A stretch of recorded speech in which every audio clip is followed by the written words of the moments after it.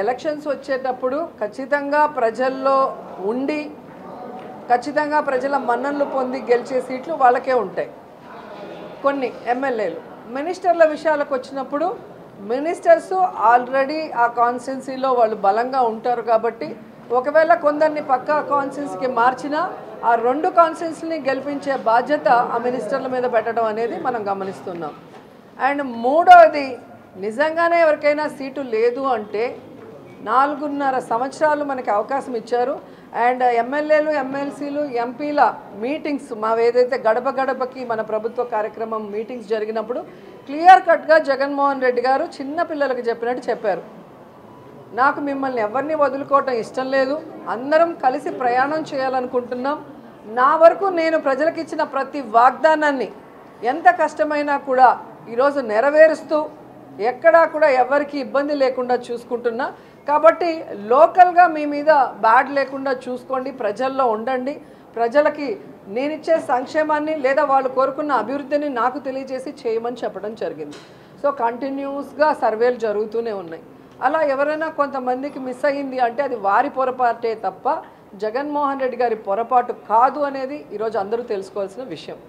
And ఇంకోటి, ఈరోజు వాళ్ళు కొంతమంది ఊహించేసుకొని సీట్లు రాలేదనేసి వాళ్ళు బాధపడితే దానికి మనం ఏం కూడా సమాధానం చెప్పలేం. ఏదైనా మార్పులు చేర్పులు ఉన్నా కూడా పిలిచి వాళ్ళతో 2-3 డిస్కషన్స్ అయిన తర్వాతే మార్పులు జరుగుతున్నాయి తప్ప ఎక్కడా కూడా బ్లంట్గా మార్పులు అనేది జరగట్లేదు. ఇంతవరకు ఎవరిని పిలవలేదు, పిలిస్తే చెప్తారు వాళ్ళే. మీకు టెన్షన్ పడాల్సిన అవసరం లేదు, ఎందుకంటే మీ బంధువులు ఎవరు ఎమ్మెల్యే క్యాండిడేట్లు కాదు. సో ఎవరినన్నా మార్చినా సాక్షిలో నెక్స్ట్ డే మార్నింగ్ వస్తుంది కదా. సో అంత లోపలే ఎందుకు ఇంత టెన్షన్ మాకైతే అర్థం కాలేదు. ఎమ్మెల్యేలకు టెన్షన్ ఉండొచ్చు కానీ మీకెందుకు టెన్షనో నాకు అర్థం కాలేదు. అండ్ కొన్ని ఛానల్స్, పచ్చ ఛానల్స్ పనిగట్టుకొని వీళ్ళకి సీటు లేదు వాళ్ళకి సీటు లేదని వాడి ఆశని వాడి కడుపు మంటని ఈరోజు ఒక స్టోరీల రూపంలో వేస్తున్నారు.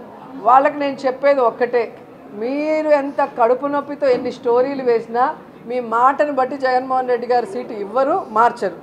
కాబట్టి నీ కడుపు మండకి నువ్వు మెడిసిన్ తీసుకుంటే అది తగ్గుతుంది తప్ప నువ్వు ఇలా చేయటం వల్ల ఎవ్వరు కూడా నమ్మే పరిస్థితి లేదు. అదే అంటున్నాను కదా, చేసుంటే మీకు సాక్షిలో వస్తుంది. సో సాక్షిలో వచ్చింది అంటే ఖచ్చితంగా గవర్నమెంట్ డెసిషన్ తీసుకున్నట్టు. ఈనాడులోనో ఆంధ్రజ్యోతిలోనో ఎల్లో మీడియాలో వచ్చింది అంటే అది కడుపు మంటతో వచ్చింది అనేది మీరు గుర్తుపెట్టుకోవాలి. ఈరోజు పవన్ కళ్యాణ్కి కానీ చంద్రబాబు నాయుడుకి కానీ ఎవరికి ఎన్ని సీట్లో వాళ్ళకే తెలియట్లేదు, ఎంతవరకు సీట్లు పంచుకున్నది లేదు. అసలు మేనిఫెస్టో, కంబైన్డ్ మేనిఫెస్టో అన్నారు. ఆ మేనిఫెస్టో ఏంటో తయారు చేసుకోవడానికి వాళ్ళకి సమయం లేదా, లేకపోతే చేయటానికి ఐడియాలు రాలేదా నాకైతే తెలియలా. ఒక చోట నించోటానికే భయపడి చేస్తున్నారు చంద్రబాబు నాయుడు, పవన్ కళ్యాణ్ ఇద్దరు 2 చోట్ల నించోవాలనుకుంటున్నారు. సో ఎక్కడి నించోవాలా, ఎలా గెలవాలా, ఎవరికి ఎన్ని సీట్లు తెలియని వాళ్ళు మాకు సీటు ఉందా లేదా అని చెప్పి ప్రచారం చేస్తున్నారంటే ఇది జబర్దస్త్ని మించిన కామెడీగా ఉంది తప్ప మరొకట్లేదు.